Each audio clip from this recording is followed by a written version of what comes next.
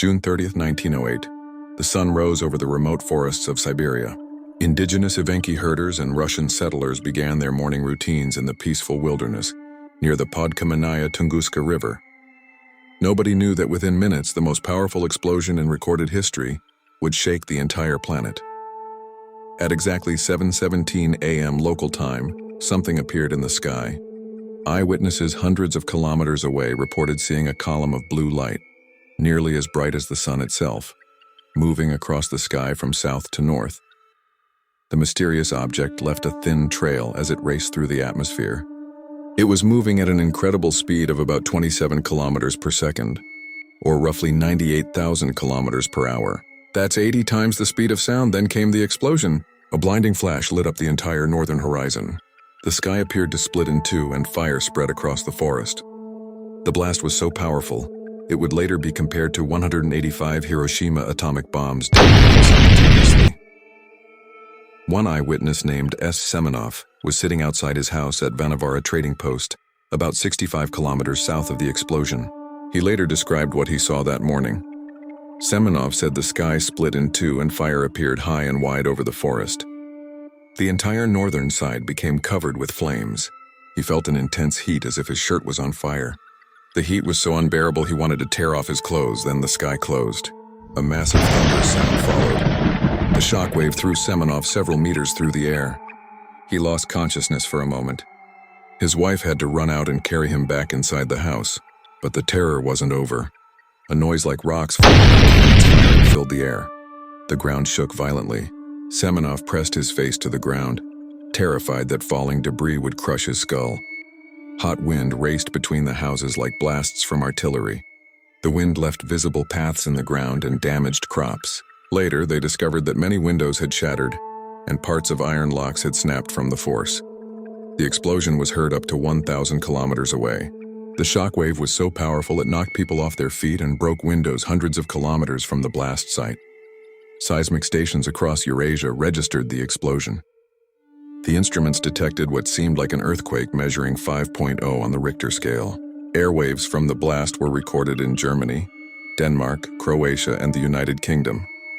Even instruments in Batavia in the Dutch East Indies and Washington, D.C. detected the shockwave.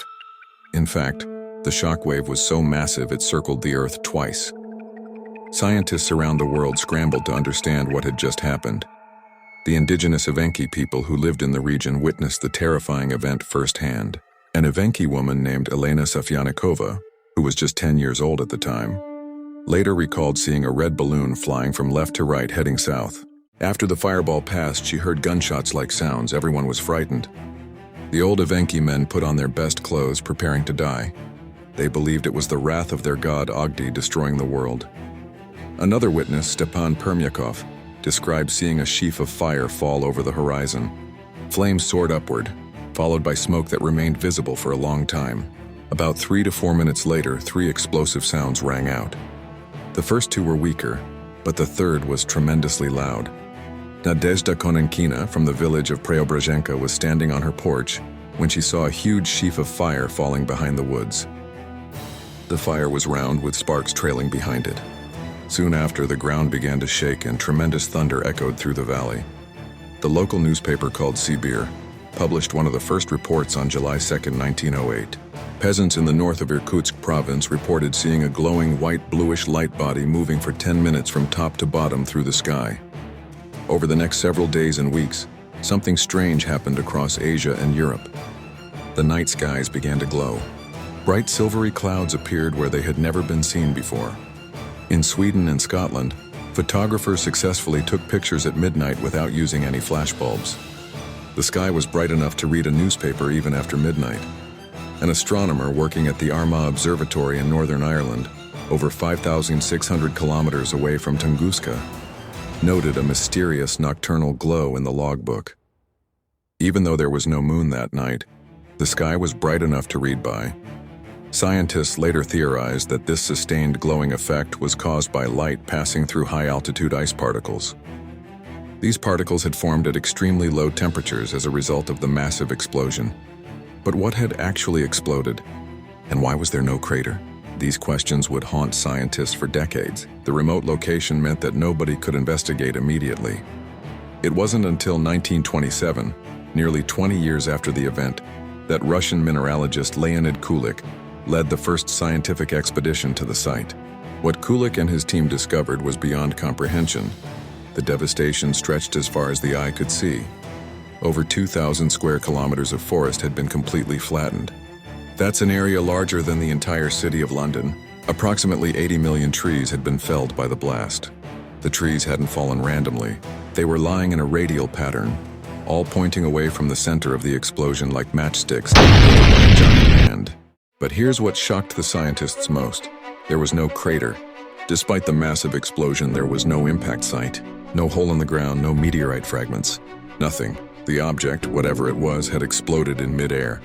Scientists determined it detonated at an altitude of between 5 to 10 kilometers above the Earth's surface.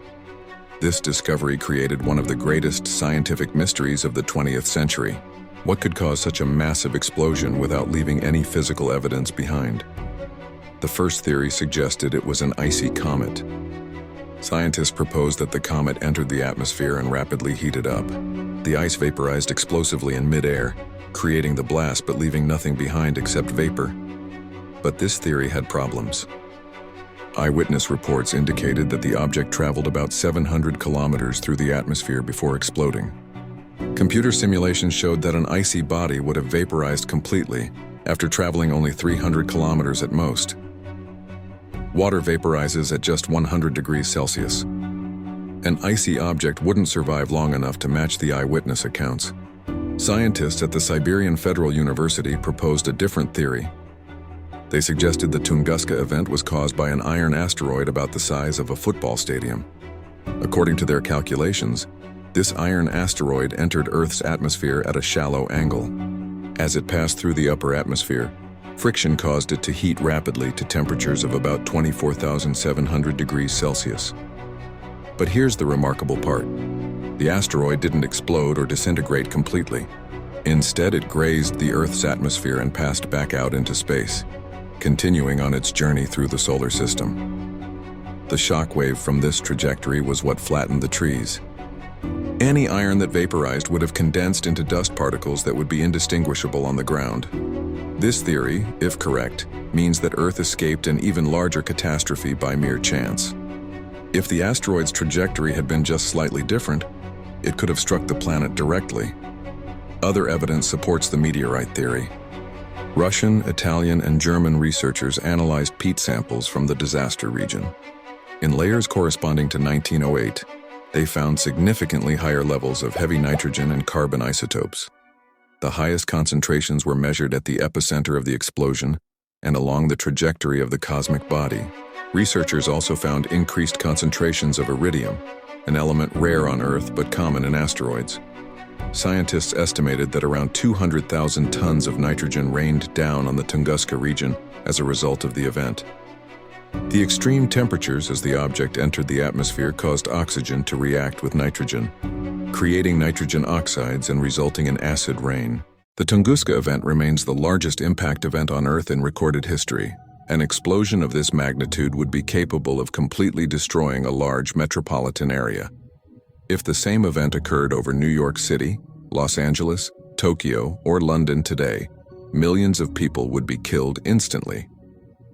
The entire city would be obliterated. Fortunately, the Tunguska explosion occurred in one of the most remote and sparsely populated regions on Earth.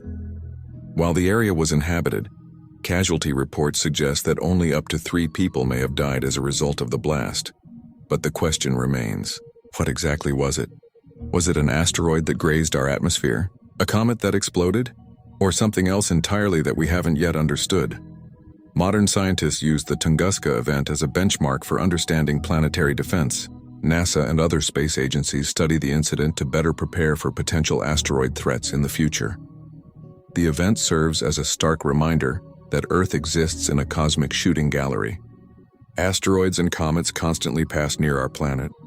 Most burn up harmlessly in the atmosphere, but occasionally, something much larger gets through. Over 115 years later, the Tunguska event continues to fascinate scientists and historians. It remains one of the most extensively studied natural disasters in human history. The site itself has become a place of scientific pilgrimage. Researchers from around the world visit the remote Siberian forest to search for clues and test new theories. Some questions may never be fully answered. The lack of physical evidence means we may never know with absolute certainty what caused the explosion. But one thing is clear. On that June morning in 1908, something extraordinary happened over Siberia. Something that reminded humanity how small and vulnerable we are in the vast cosmic arena. The sky split in two. The earth shook and 80 million trees fell in an instant. The Tunguska event stands as both a scientific mystery and a warning from the cosmos.